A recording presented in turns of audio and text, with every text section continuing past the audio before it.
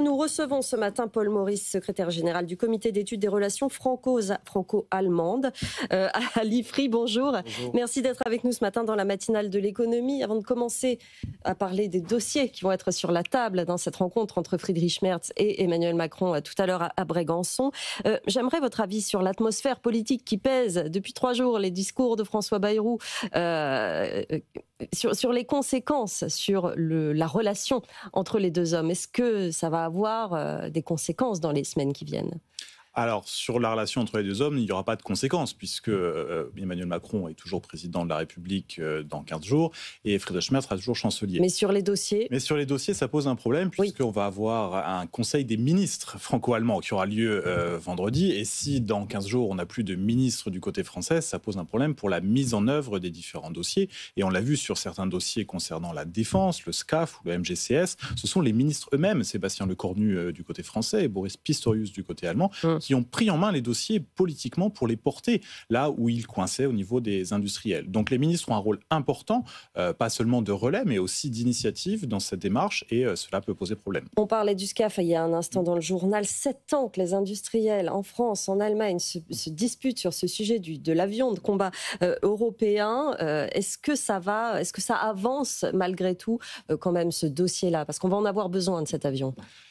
Effectivement, c'est un des dossiers qui est le plus compliqué entre la France et l'Allemagne, parce qu'il va toucher à la fois à la souveraineté et à la fois à la réflexion stratégique. C'est-à-dire que la souveraineté, pour Dassault, Éric Trappier a encore fait des déclarations fracassantes au mois de juillet. Ça faisait un mois qu'il n'en avait pas fait, il fallait qu'il en fasse de nouvelles sur le SCAF. Et ça pose un problème aussi de souveraineté industrielle, de brevets, etc.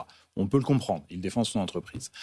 Deuxièmement, ça pose un problème qui est celui de l'utilisation qu'on va en faire. Et l'utilisation n'est pas la même entre la France et l'Allemagne. L'utilisation n'est pas la même si on l'exporte, si on ne l'exporte pas.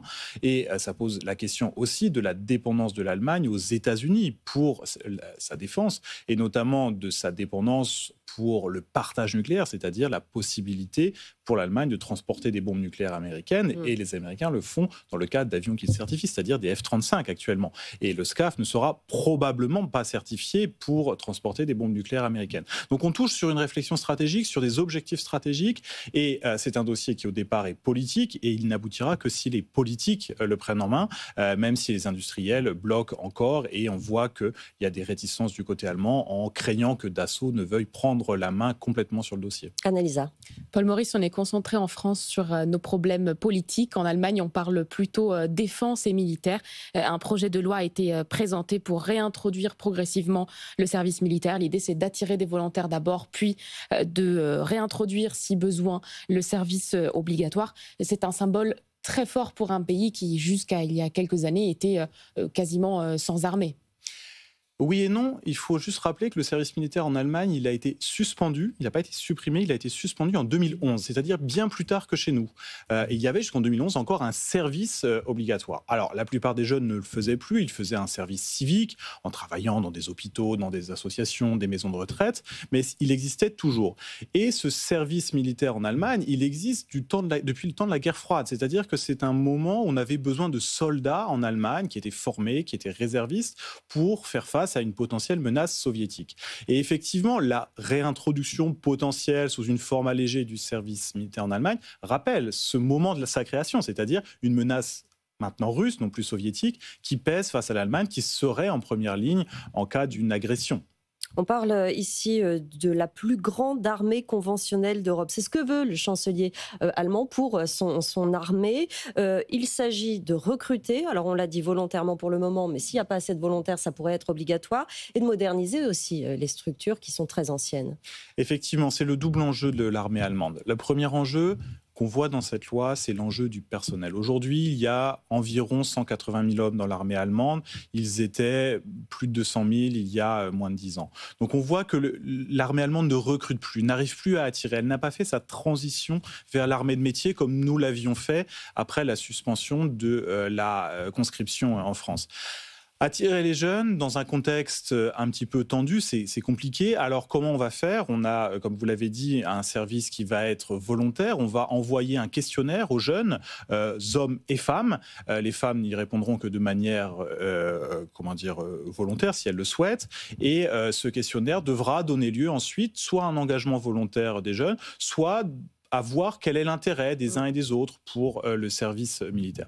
On va attirer ces jeunes aussi parce que ce service qui va être à minima durera normalement 6 mois. Les jeunes seront payés 2 000 € par mois, ce qui est quand même un salaire assez conséquent.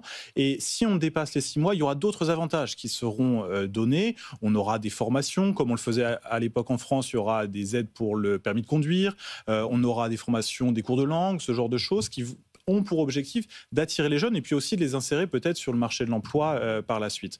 Donc le but est d'attirer, mais on ne sait pas encore si ça va vraiment attirer. On a un objectif pour le moment sur les 5 prochaines années de 3 à 5 000 hommes, ce qui permettrait de dépasser 200 000 hommes pour l'ensemble du personnel de l'armée et puis d'arriver à 260 000 hommes d'ici 2035, c'est-à-dire en fait l'objectif qui est fixé par l'OTAN.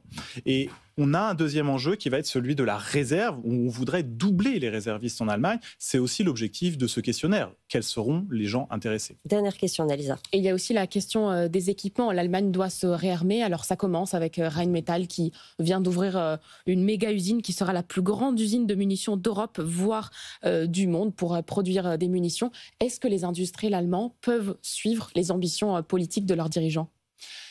Oui et non, parce qu'en fait, les industries allemandes de défense sont une sous-branche de l'industrie qui fonctionne comme une branche classique de l'industrie, avec l'offre et la demande, avec les exportations. Donc en fait, on a une industrie qui est très compétente, qui a de gros potentiels et qui fonctionne depuis des années. Maintenant, est-ce que celle-ci va pouvoir faire le lien avec le politique, avec le réarmement, comme on l'appelle, même si le terme est un petit peu abusif, de l'Allemagne? Est-ce que l'armée allemande va pouvoir acheter ces matériels? Comment elle va les utiliser? Pour quel objectif? Pour quels entraînements? Dans quelle quantité? Et là, on a un vrai enjeu, en fait, qui est celui des infrastructures, qui est le même que celui qu'on a pour le service militaire. On n'a plus de casernes, on n'a plus de recruteurs. Donc, comment peut-on recruter vite si on n'a pas encore les structures pour le faire?